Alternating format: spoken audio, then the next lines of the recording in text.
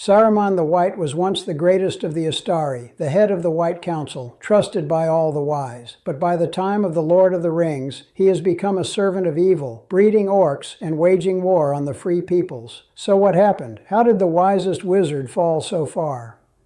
Hello everyone, welcome to Middle-earth. Today we will try to understand together one of the most tragic falls from grace in Tolkien's universe. So first we need to ask, who was Saruman before his fall? His true name was Curumo, and he was a Maya of Aul, the Vala of crafts.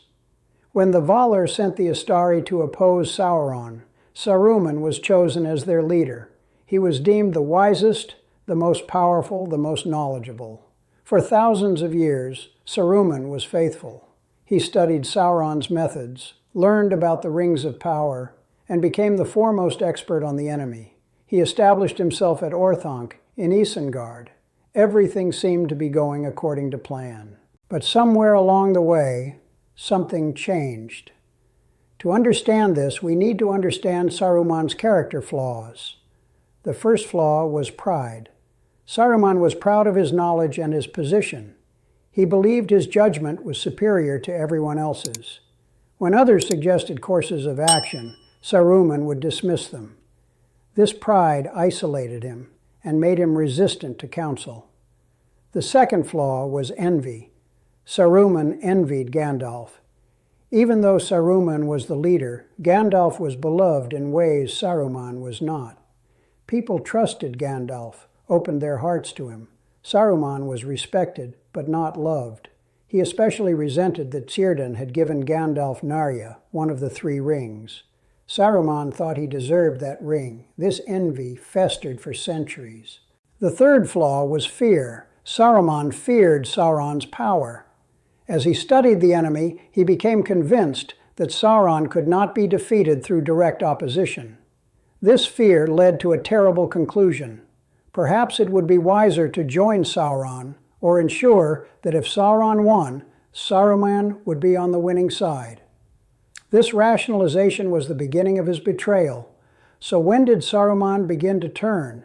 He became obsessed with the One Ring. He wanted to understand how it worked, how its power could be used. The more he studied it, the more he desired it. He began to think, if I could find the ring, I could use it for good, to defeat Sauron and rule wisely. This is the classic temptation. The belief that you can use evil means for good ends. The turning point came when Saruman found a palantir at Orthanc. The palantiri were seeing stones that could communicate across distances, but Sauron possessed one in Barad-dûr. When Saruman used his palantir, he eventually contacted Sauron's. This was catastrophic. Sauron was a master manipulator. Through the palantir, he could work on Saruman directly. He showed Saruman visions of Mordor's vast armies, the inevitability of his victory. He offered partnership. Join me, and you will be rewarded. Oppose me, and you will be destroyed. Saruman probably thought he could resist, that he was using the palantir to spy on Sauron. But slowly, Sauron was turning the tables. Every time Saruman looked into the stone, he exposed himself to Sauron's influence. Sauron planted doubts, offered rationalizations. You're wise, Saruman. With the ring, you could stand against me as an equal. And Saruman listened. He convinced himself he was still opposing Sauron, just using a different strategy. But in reality, he was already falling. Saruman began searching for the ring. He sent spies throughout Middle-earth. He became particularly interested in the Gladden Fields, where Isildur had lost the ring. This obsession caused him to neglect his duties. Gandalf started to suspect something was wrong. Around the year 3000, the White Council debated attacking Dol Guldur to drive out Sauron. Gandalf urged action, but Saruman opposed it. Why? Because he believed that as long as Sauron was in the east, Saruman had time to find the ring first in the west. This was betrayal disguised as caution. By the time of the Lord of the Rings, Saruman was openly serving Sauron's purposes, though he still believed he was working for himself. He had built an army of Uruk-hai, industrialized Isengard, and allied with Sauron. But here's the key. Saruman thought he could betray Sauron at the right moment. He thought if he found the ring, he could become the new Dark Lord, but wiser. He hadn't accepted that he was Sauron's servant. This delusion was crucial. Sauron had played him perfectly, using him as a tool, while Saruman's pride prevented him from seeing the truth. Saruman's voice also became corrupted. It had always been persuasive, but now it was a tool of domination. When Saruman spoke, people agreed against their will. This power came from the same source as the ring's power, the desire to dominate. When Gandalf came to Orthanc seeking counsel, Saruman revealed his true colors. He offered Gandalf partnership or imprisonment. Gandalf refused, and Saruman imprisoned him. This was Saruman's open declaration of his fall. The irony is that Saruman's plan failed completely. He never found the ring. It was in the Shire the entire time, right under his nose.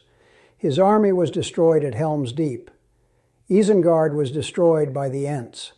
And Gandalf, now as Gandalf the White, came with greater authority. He broke Saruman's staff and cast him out of the Order of Wizards. Saruman, who had been the greatest, became nothing. But even in defeat, Saruman didn't repent. He was offered mercy, but his pride wouldn't allow it. He couldn't admit he was wrong. He became bitter and petty, eventually going to the Shire to ruin it out of spite. He was killed by his own servant, Grima Wormtongue. A pathetic end for someone who once stood among the greatest. So why did Saruman turn to evil? Pride made him arrogant. Envy made him resent Gandalf. Fear made him doubt Sauron could be defeated. Desire for power made him covet the ring. The Palantir exposed him to Sauron's manipulation. His belief that he could use evil for good led him astray, and his inability to repent sealed his fate. Saruman's fall is a warning. Wisdom alone is not enough. You can be the smartest person and still fall if you're not humble, if you don't listen to others, if you think you're above temptation. Saruman thought he was too wise to be corrupted. That certainty was his downfall. Gandalf, by contrast, knew he could be corrupted, which is why he refused the ring. Gandalf's humility kept him from falling. Saruman's pride destroyed him. Tolkien said that Saruman's fall began when he started viewing the fight against Sauron as strategy rather than principle. Saruman began to think like Sauron, to use his methods, to desire the same things. When you adopt evil's methods and goals, you become evil, even with good intentions. Saruman walked that road all the way to his pathetic end. So why did Saruman turn to evil? Because he was proud, envious, fearful, and ambitious. Because he believed he could use the ring for good. Because he exposed himself to Sauron's manipulation. Because he thought strategy mattered more than principle. Because he couldn't admit when he was wrong. And because he chose power over wisdom, domination over service, pride over humility. Saruman's fall is a reminder that even the wise can fall if they lose sight of what truly matters. The reason why Saruman turned to evil, I think these are. What do you think? Could Saruman have been saved? These are questions we can think about. That's all for today. If you liked the video, please don't neglect your comments. I read all of them, you can be sure. You can like, you can share with your friends. Those who want to support more can support from Patreon or YouTube membership. See you. Take care of yourselves.